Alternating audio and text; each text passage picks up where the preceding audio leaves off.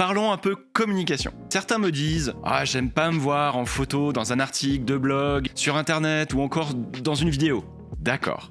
Mais enfin, l'idée, c'est qu'un chef de projet, un responsable d'activité, un manager ou encore un opérationnel a des moments besoin de véhiculer des convictions pour embarquer ses équipes et aller jusqu'au bout de son projet. Et ça passe par la communication. Et moi j'ai envie de vous dire, la communication, c'est pas sale. C'est un outil nécessaire que vous devrez convoquer dès le début du projet et ce jusqu'à la fin.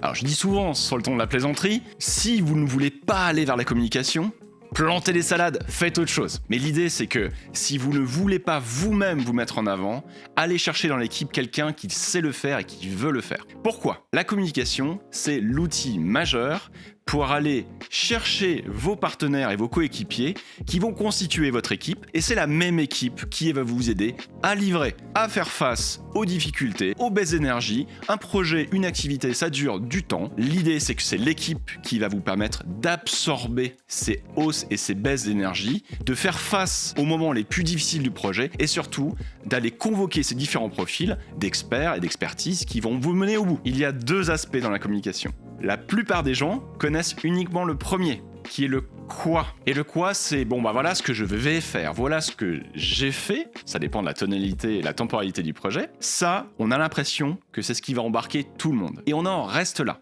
Si émotionnellement on vient juste chercher la technique, on n'embarque pas les gens. Il y a un fort pourquoi derrière la communication, c'est d'aller mobiliser, chercher des équipiers, des partenaires, des collègues qui vont rejoindre votre équipe. Mon message clé, c'est que la communication, ça se prépare. Ce n'est pas le jour où vous aurez besoin du partenaire qu'il faut commencer à communiquer car ce serait trop tard. Le deuxième, beaucoup moins connu, c'est le comment. Le comment, c'est la méthode que vous allez utiliser au sein de ce même projet. Par exemple, parler en anglais. Par exemple, passer des réunions dans un endroit inspirant alors que d'habitude vous étiez dans les locaux du travail. D'utiliser de nouvelles méthodes, l'intrapreneuriat, l'effectuation, des méthodes modernes qui vont enthousiasmer vos partenaires ou vos collègues et qui vont leur permettre de vous rejoindre à la fois sur la méthode que sur le contenu. Et ça, c'est beaucoup moins connu.